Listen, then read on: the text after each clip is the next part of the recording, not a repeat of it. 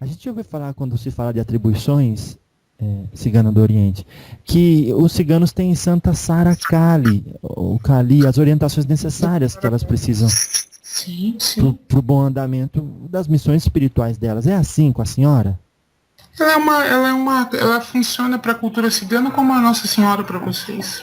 Ah, É entendi. uma grande mãe, é uma grande mentora. Ou você pode dizer que ela é Kuan Yin, se você estiver na China, Ah, entendi. entendeu? Você Entendi. pode falar que ela é Parvati, se você estiver na Índia. É uma questão cultural, ela representa a mãe, a bondade extrema, vamos dizer assim, o corolário da energia feminina. Ah, Né? A grande mãe, a Iemanjá, a Oxum. entendi. Então é um apego, as pessoas precisam se apegar. Não tem gente que tem apego a determinados santos. Então a cultura cigana é muito ligada a Santa Sara, não é? É. Uma coisa que eu queria que a senhora explicasse pra gente, por estar aí no mundo espiritual. Eu perguntei ao pai Joaquim, e foi até divertido, se ele já ouviu falar de aeróbos, porque tem isso, o pai Joaquim de Angola, tem isso numa colônia do nosso lar.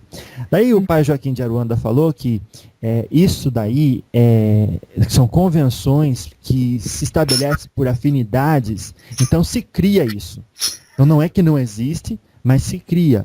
Então, podemos dizer que no mundo espiritual, então, existem tantas realidades quantas são criadas? Sim.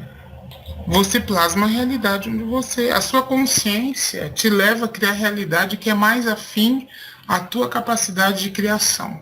Vamos dizer assim. Entendi, entendi. Então, por exemplo, já para citar o exemplo que você disse, Claro. nosso lar é uma cidade pensada ou estruturada dentro de um conceito espírita de desenvolvimento espiritual e de socorro, Claro. usando como bases, vamos dizer assim, os ícones de capacidade de desenvolvimento humana que criados na Terra. Então você tem uma arquitetura futurista, mas com base terrena. Tem meios de transporte futuristas, mas com base terrena. Vamos dizer assim, seria o ideal do que a capacidade humana é capaz de conceber. Mas Ah, isso é uma possibilidade. claro, claro.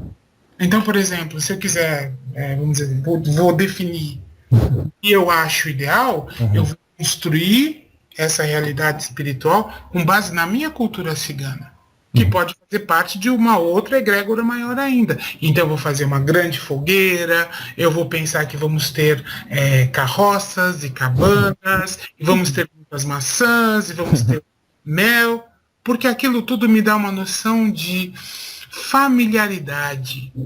São estágios de desenvolvimento. O ser humano não consegue pensar no nada. Uhum. Ele está permeado por uma cultura, pelas suas últimas vivências. Então, se ele teve muitas vivências terrenas, é isso que ele vai co-criar. Ah, O entendi. espírito é universal, se ele teve em outras orbes, outros planos, outros planetas, ele vai criar outras coisas. Claro, claro. Então, à medida que o espírito se universaliza, Uhum. todos esses ícones vão sendo derrubados. Uhum. Isso é um processo de, vamos dizer assim, abstração que é longo. Entendi. Como é que você consegue imaginar o que é um infinito? Não, não tem jeito. A gente não consegue. Não Nem consegue. eu. Nem a senhora. Na minha humilde capacidade de observação, Uhum. o que eu posso te dizer é: tem muito mais. Por isso que o ser humano é tão arrogante. Se ele tivesse noção mínimo do que existe aí fora, ele ia se sentir um nada. Não é? Porque Nossa. tudo é muito maior. Tudo é muito maior. E ao mesmo tempo, o ser humano tem a fagulha de Deus em si, desde que queira ver. O problema é que a maior parte não quer ver nada. Né?